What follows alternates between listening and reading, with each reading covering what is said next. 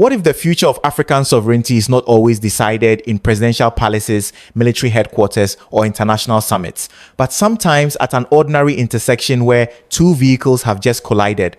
In Bobo-Dioulasso, Burkina Faso, a traffic accident recently became the setting for something much bigger than a routine police procedure.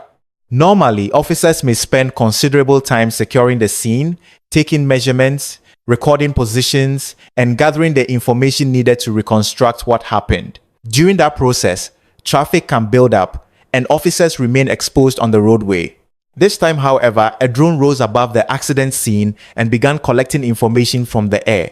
During the demonstration in Bobo-Dioulasso, the collection of information was presented as taking less than 5 minutes. In the broader official program launched earlier in Ouagadougou, authorities have described drone-based recording as potentially reducing field documentation from tens of minutes to roughly 5 to 10 minutes. But the most important question is not whether a drone can save a few minutes. The real question is what happens when an African country begins building the people, procedures, digital infrastructure, and technical capacity needed to use modern technology for its own everyday problems. A drone by itself cannot accomplish that. It requires trained officers, reliable procedures, equipment, data processing, and institutions capable of turning technology into something useful for ordinary citizens. Under President Ibrahim Traore, Burkina Faso has increasingly placed digital transformation and technological sovereignty inside a broader national vision. That does not mean Traore personally created this police drone project. The initiative belongs to the security institutions and technical services responsible for implementing it. But it does raise a larger question about the direction Burkina Faso is taking. Can sovereignty in the 21st century also mean having the capacity to manage your own technology, protect your own data, and train your own people to operate the systems your country depends on? If you want to follow Africa through what is actually being built on the ground, rather than simply through political slogans, stay with this channel. Because this story begins with one drone and a few minutes at an intersection in Bobo-Dioulasso. But as we follow that drone from the accident scene to the people, institutions, and digital infrastructure behind it, we may discover a much bigger debate about who will have the skills, knowledge, and capacity to shape Africa's technological future. To understand why this experiment matters, we first have to understand what happens after an ordinary traffic accident. Once police officers arrive, their job is not simply to move damaged vehicles away. They must preserve important details of the scene, determine where vehicles were positioned, take measurements, record relevant evidence, and collect enough information to reconstruct what happened. Every additional minute spent doing that work can mean another minute in which part of the road remains obstructed. This is where the drone changes the procedure. Instead of relying entirely on officers moving around the accident scene and taking measurements manually, the aircraft can rise above the roadway and capture a broader view from the air. Those images can then become part of the technical record used to analyze the accident. During the demonstration in Bobo-Dioulasso, the collection of information was presented as taking less than 5 minutes. In the official program introduced earlier in Ouagadougou, authorities described approximately 5 to 10 minutes for recording the scene. That distinction matters. It would be misleading to claim that every accident in Burkina Faso can now be completely investigated and resolved in 5 minutes. The 5-minute figure refers to the demonstration, while the wider program describes a range for collecting information from the scene. Police still have responsibilities that continue after the drone lands. What the technology can potentially reduce is one of the most time-consuming parts of the process. And saving time has consequences beyond convenience. If officers can document a scene more quickly, damaged vehicles may be removed sooner, and blocked roads may reopen earlier.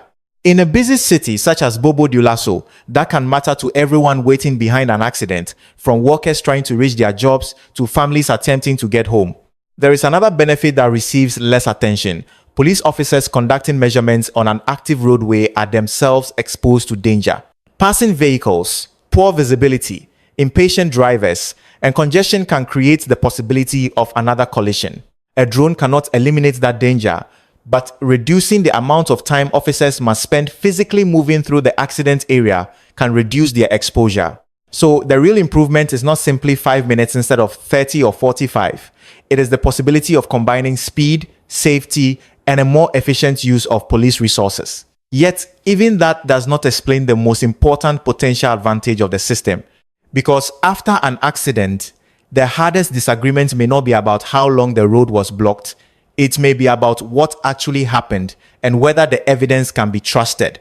Speed may be the first thing people notice about the drone, but speed is not necessarily its most important contribution. After a traffic accident, the question is often not simply how quickly police can reopen the road. The more difficult question comes later. When the people involved disagree about where the vehicles were positioned, how the collision occurred, or whether the measurements recorded by officers accurately represent the scene. Traditional police work depends heavily on officers documenting those details correctly while standing at the accident site. Measurements must be taken, positions must be recorded, and the scene must eventually be reconstructed. When one of the parties challenges that work, officers may have to defend observations and measurements made under difficult conditions. The drone introduces another layer of information by capturing the scene from above before vehicles and other important elements are moved. The images can then be processed to produce technical information that can be examined again. This is why police officials involved in the program have emphasized the scientific and verifiable nature of the measurements. Instead of relying only on what someone remembers seeing at the intersection, investigators can return to recorded information. That does not automatically settle every dispute, but it can provide a stronger technical foundation for determining what was actually present at the scene. Yet there is an important warning inside this technological promise. A drone is not an independent investigator. It does not decide responsibility, interpret every circumstance, or replace professional judgment. As a police official explained during a demonstration, the drone does not replace the human being. The human being must know how to use the drone if the technology is going to produce reliable work. That principle matters far beyond traffic accidents. A sophisticated machine in the hands of an untrained operator can produce poor information just as easily as an older tool can. Accuracy depends on how the drone is flown, how images are collected, how the data is processed, how equipment is maintained, and how officers interpret the final result. Technology can strengthen human capability, but it cannot remove human responsibility. And this is where the story begins to move beyond one accident scene. If Burkina Faso wants drones to become more than an impressive demonstration, it needs something more valuable than the aircraft themselves. It needs people who understand the technology well enough to use it repeatedly, correctly, and independently. That raises the next question. Who is being trained to operate these systems, and what does that training tell us about the country's larger technological ambitions? If Burkina Faso wants this technology to work beyond a controlled demonstration, then buying drones is only the beginning. The more difficult task is building a group of people who can operate them correctly under real conditions. A machine can be purchased in a day. Technical knowledge, discipline, and experience take much longer to develop. That is why the training behind this program may ultimately matter more than the drone itself. In Ouagadougou, 12 police officers from 3 different districts completed specialized training in early 2026. The program lasted roughly 1 month and focused on operating drones for traffic accident documentation. After completing their training, the officers received certificates while equipment was provided to support deployment of the technology. The information from Bobo-Dioulasso follows the same basic direction, with trained police personnel and equipment becoming part of the effort to expand drone-assisted accident documentation. This did not begin overnight.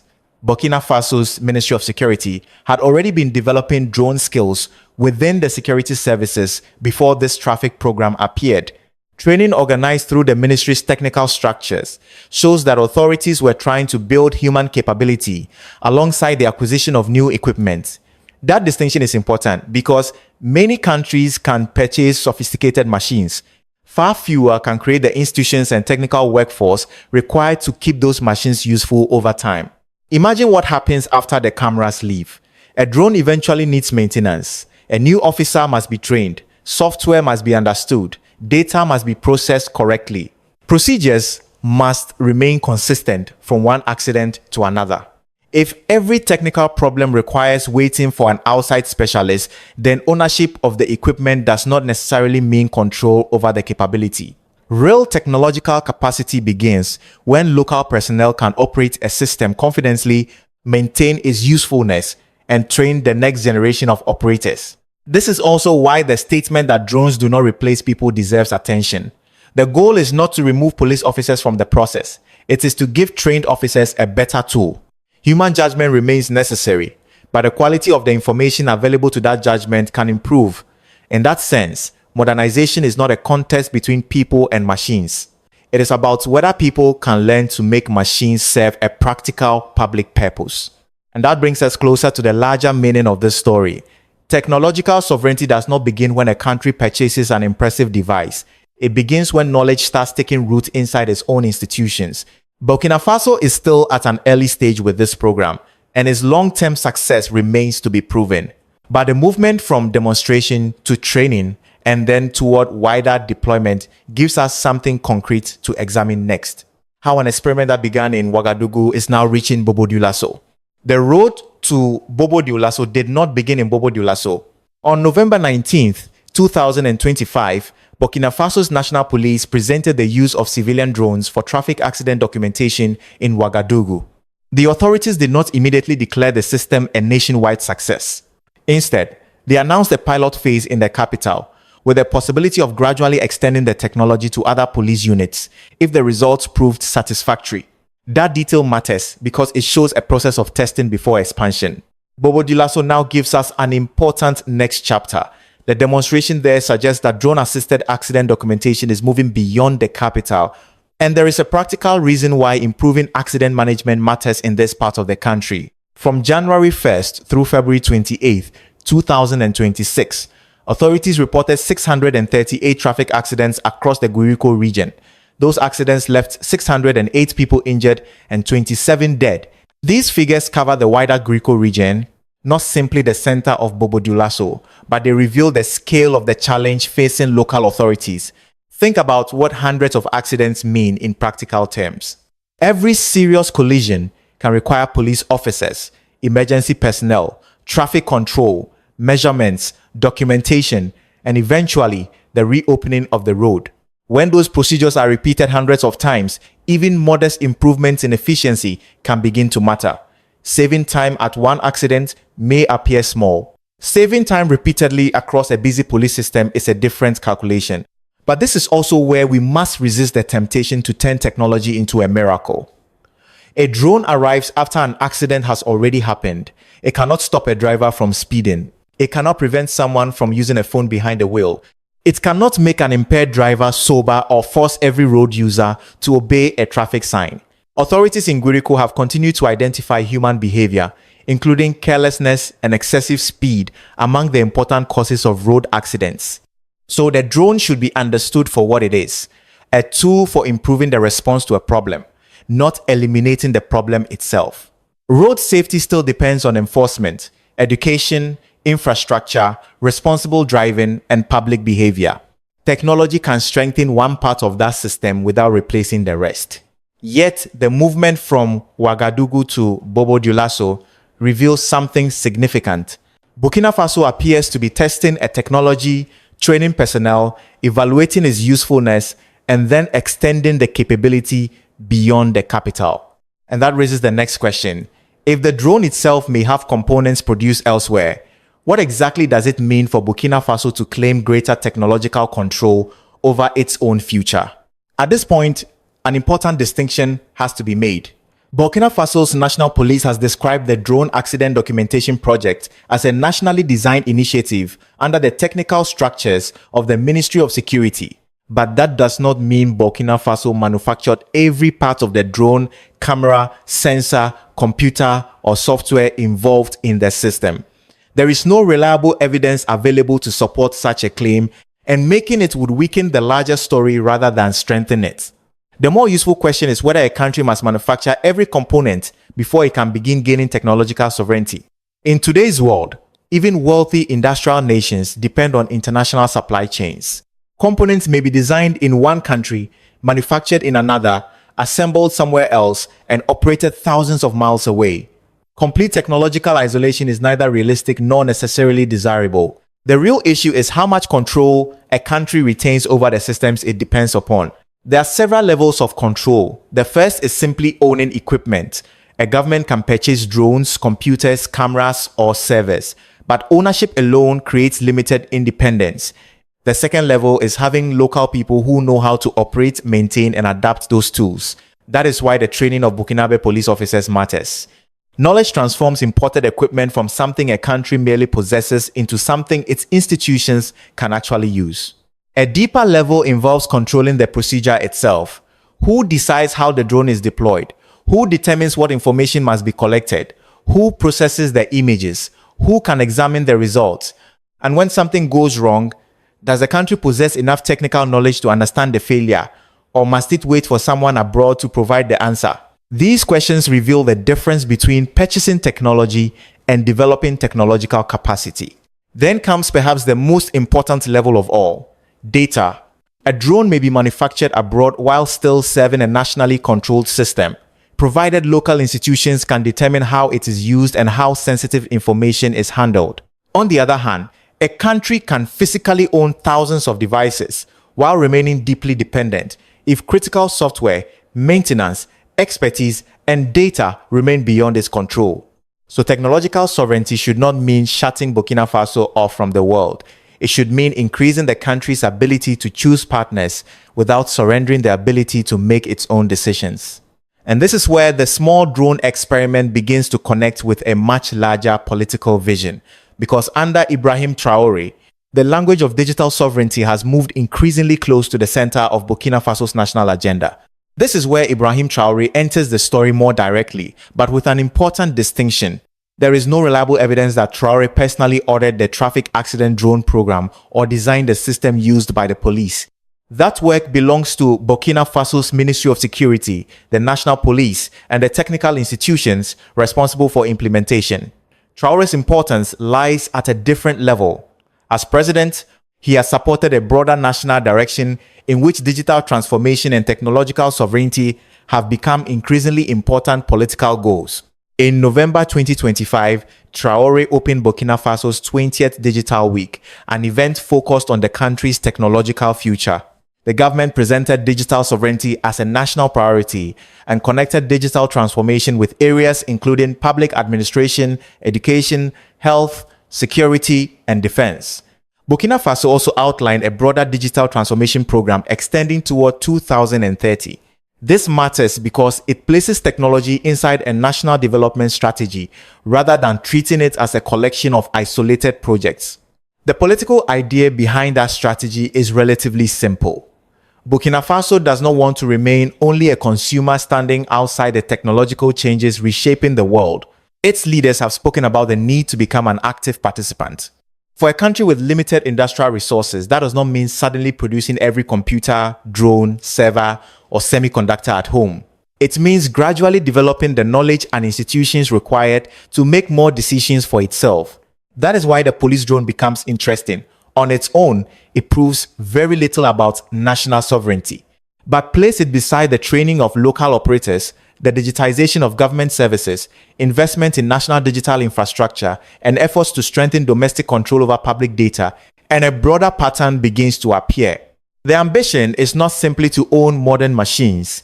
It is to increase the state's capacity to understand, operate, and control the systems it increasingly relies upon. Still, Traore should not receive personal credit for every technical achievement carried out under his government. Political leadership can establish priorities, but engineers must build systems. Police officers must learn new skills. Civil servants must operate public services, and institutions must maintain them long after a political speech ends. The real test of Traore's technological vision will therefore not be the strength of the rhetoric surrounding sovereignty. The test will be whether Burkina Faso can turn that rhetoric into durable national capacity. Can trained Burkinabe professionals keep these systems working? Can the country reduce critical dependencies without isolating itself from useful partnerships? And perhaps most importantly, can it control and protect the information these new systems produce? Because once a drone begins collecting data, the next question is no longer only who controls the aircraft. It is who controls the data after the aircraft lands. Once the drone lands, another question begins. Where does the information go? Images collected above an accident scene are useful only if they can be processed, stored, protected, and retrieved when needed. That takes us from a small aircraft flying over Bobo-Dioulasso to something far larger, the digital infrastructure of the state. In the modern world, sovereignty is increasingly connected not only to territory and natural resources, but also to control over information. Burkina Faso has begun addressing that question through a broader policy of digital sovereignty. In January 2026, the government inaugurated 2 modular data centers as part of an initiative known as Zero Data Outside. The objective is straightforward: increase Burkina Faso's ability to keep government data inside the country instead of depending heavily on infrastructure located abroad. Authorities announced a combined storage capacity of approximately 3,000 terabytes, alongside computing infrastructure designed to support thousands of virtual machines. The importance of that investment is easier to understand without the technical language. Imagine a government that digitizes more and more services while the information behind those services remains dependent on systems beyond its practical control. The country may own the computers sitting in government offices, but some of its most valuable information could still depend on outside infrastructure. Bringing more public data under national control is therefore one way Burkina Faso is trying to reduce that vulnerability. The government has also been expanding connections between public institutions, developing digital public services, and investing in systems intended to monitor and protect national digital infrastructure. These projects are separate from the police drone program, and they should not be presented as one single initiative. But together, they reveal the broader direction that makes the drone story more meaningful. A modern state increasingly depends on its ability to collect information, move it securely, process it, store it, and protect it. Yet, national data centers do not automatically create complete digital sovereignty. Hardware may still come from abroad. Software can create external dependencies. Systems require electricity, cybersecurity, maintenance, skilled technicians, and long-term investment. There is also another question that should matter to every citizen. As governments gain greater ability to collect and store information, who is allowed to access it, and what protections exist against misuse? That is the balance Burkina Faso will eventually have to demonstrate. Digital sovereignty should mean greater national control, but greater control should also come with responsibility. From a drone recording an accident to servers holding government information, technology can make the state more capable. The larger test is whether that capability remains secure, sustainable, accountable, and useful to ordinary people. And this is precisely where Burkina Faso's technological ambitions meet the wider debate about Africa, sovereignty, and the criticism surrounding Ibrahim Traore's political project. This is also where the story requires caution. There is no credible evidence that France, the European Union, or Western governments have specifically condemned Burkina Faso for using drones to document traffic accidents. Claims that the West is angry because police in Bobo-Dioulasso can now use a drone would turn a real story into an invented confrontation. The serious Western criticism surrounding Ibrahim Traore concerns much larger political questions.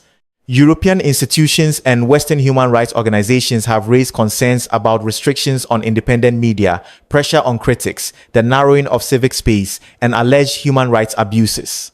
Western observers have also questioned Burkina Faso's growing relationship with Russia.